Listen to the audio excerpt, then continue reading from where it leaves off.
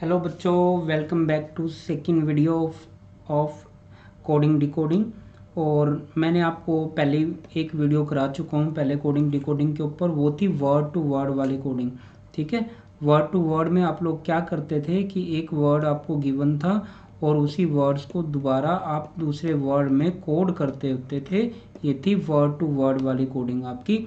और अब इस वाली कोडिंग में क्या है आपका, इसमें आपको लाइन टू लाइन कोड करना होता है। लाइन टू लाइन होता कैसे, मैं क्वेश्चन दिखा देता हूँ। देखो, अब यहाँ पे एक वर्ड नहीं है, यहाँ पे एक वर्ड नहीं है, इसको कंप्लीट को उसने ये कोड किया है। अब इस वाले कंप्लीट को उसने जो है ये कोड किया है, इस वाले कंप्लीट को उसने ये जो है कोड किया है। ठीक है बच्चों, अब देखो सबसे पहले आपने इस क्वेश्चन को करने का वे क्या होता है। इस क्वेश्चन को करने का बहुत ही डिफरेंट वे है।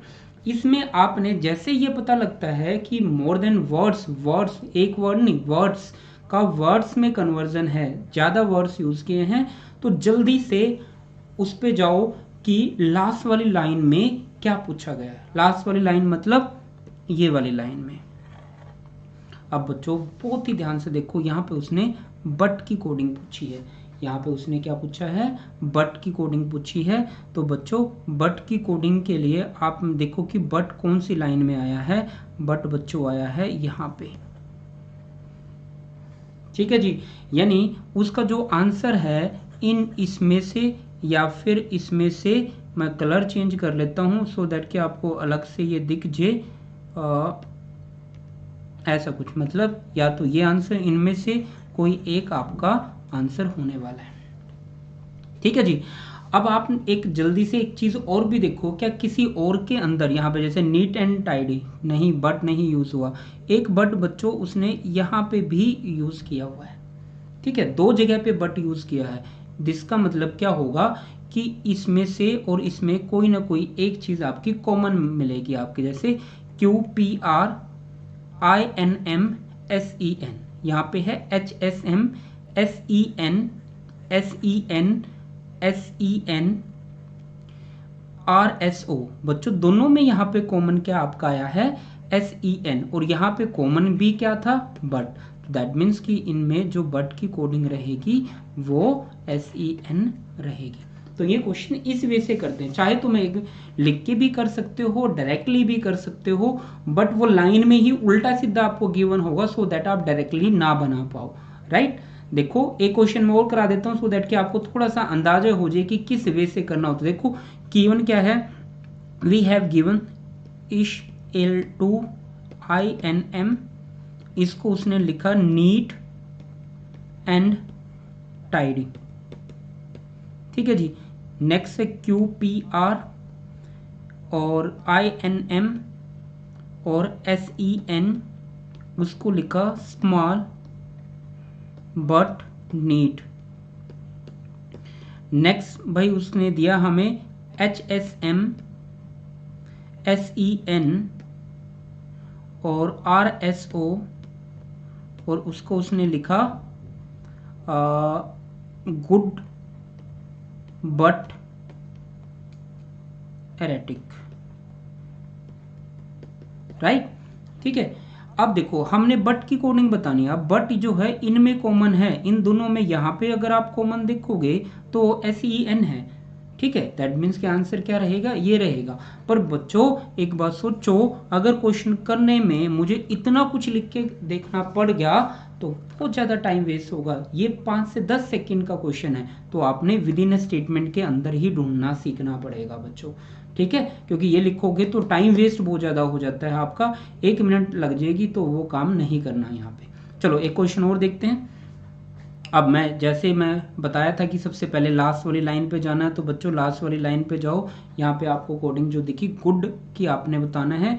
अब गुड को ढूंढो। गुड यहाँ पे गिवन है आपको, आई थिंक ये एक गुड की आपने मिला। और भाई कहीं पे गुड, ये देखो सिंगिंग इज एप्रिसिएबल नहीं है, डांसिंग इज गुड हो गया, नेक्स्ट सिंगिंग एंड डांसिंग हो गया। चलो जी ठीक है, ओके। देखो गुड कहीं नहीं मिला, एक जगह गुड मिला सिर्फ, एक जगह पे। अब बच्चों देखो, जब रिपीट हो रखा हो तब तो आपको सिस्टम समझ आ गया होगा कि तब क्या करना है। अगर रिपीट ना हो रखा हो तब क्या करें हम। अगर रिपीट नहीं हो रखा है तो तब बच्चों हम क्या करेंगे। आपने गुड देखा, एक बारी आया तो वो उसकी कोडिंग भी एक बारी आई होगी। दैट मीन्स इनमें से जो भी नंबर होगा वो दोबारा से रिपीट नहीं हुआ होगा। तो देखते हैं MOT। MOT देखो बच्चों, यहाँ पे भी है, यहाँ पे भी है। इसका मतलब ये आंसर नहीं हो सकता क्योंकि ये तो रिपीट हो गया, और गुड तो एक बार ही आया हो तो रिपीट नहीं हुआ। दैट मीन्स कि आंसर नहीं होगा। फिर देखते BOAJ यहाँ पे भी है बच्चों। दैट मीन्स कि ये भी रिपीट हो गया बच्चों, तो ये भी नहीं आंसर हो सकता। तो बचा क्या आपका MIN, तो यही आपका आंसर रहेगा। तो दो लॉजिक, पहला कौन सा, अगर एक रिपीट है जैसे बट रिपीट था तब हम उसको ढूंढेंगे कॉमन। अगर रिपीट नहीं है तब हम क्या करेंगे, स्किप, देखेंगे कि वो कहीं और तो नहीं आया। अगर रिपीट हो रखा हो तो क्रॉस करके लास्ट में एक बचेगा। दो ही लॉजिक हैं सिर्फ, और कोई भी लॉजिक नहीं है इन क्वेश्चंस का। लेट्स से एक और देख लेते हैं, फिर आपको क्लियर हो पाएगा। अब देखो ये तो लाइन टू लाइन है। अब देखते हैं इसमें पूछा क्या गया है, विच स्टेटमेंट डिस्पेंस विद। यार डिस्पेंस विद वाला जो क्वेश्चन होता है वो होता क्या है, ऐसी स्टेटमेंट जिसको डिस्पेंस किया जा सके। डिस्पेंस विद का मतलब होता है हटाया जा सके, जो यूजलेस है यहाँ पे स्टेटमेंट, उसको डिस्पेंस विद बोलते होते हैं बच्चों। राइट, समझ में आया। डिस्पेंस विद मतलब ऐसी स्टेटमेंट जिसको हम छुटकारा पा सके, जिसका कोई यूज ना हो, जिससे काम बन जाए आपका, जिसको हम यूज ही ना करें कोई भी, किसी की भी वैल्यू निकालने के लिए। अब उसमें देखते क्या है, देखो यू की अगर मैंने वैल्यू निकालनी है, यहाँ पे हमें हर एक की वैल्यू निकाल पानी चाहिए। अगर मैं यू की वैल्यू निकालना चाहूँ तो मुझे आर और गुड की पता होनी चाहिए। आर और गुड की कहाँ से पता लगी, आर तो यहाँ से पता लग जाएगा, गुड इन दोनों में कॉमन देख के, इन दोनों में कॉमन देख के। दैट मीन्स कि आपको क्या होगा, यहाँ पे यू की कोडिंग निकालने के लिए इसका भी यूज करना पड़ा, इसका भी यूज करना पड़ा। तो यहाँ पे तो तीनों की तीनों स्टेटमेंट यूज हो गई हैं, तो आप किसी का भी यहाँ पे स्किप नहीं कर सकते हो। तो तीनों में से तीनों स्टेटमेंट ही यूजफुल हैं। राइट, तो तीनों स्टेटमेंट को आपको यूज करना पड़ेगा, बाकी आपका कोई भी स्टेटमेंट यहाँ पे डिस्पेंस विद नहीं मिली। तो आंसर क्या जाएगा, नन ऑफ दिस। आपको सारी स्टेटमेंट को डिस्पेंस विद करना पड़ेगा। अब मैं एक छोटी सी कोडिंग बताता हूँ यहाँ पे। लेट्स से कि मैं एक यहाँ पे सी तक है, मैं एक डी वाली स्टेटमेंट एक और बनाता हूँ। मेरे पास लिखा है यहाँ पे लेट्स से टीम और का और टा, और इसकी मैंने कोडिंग दी बैड पीपल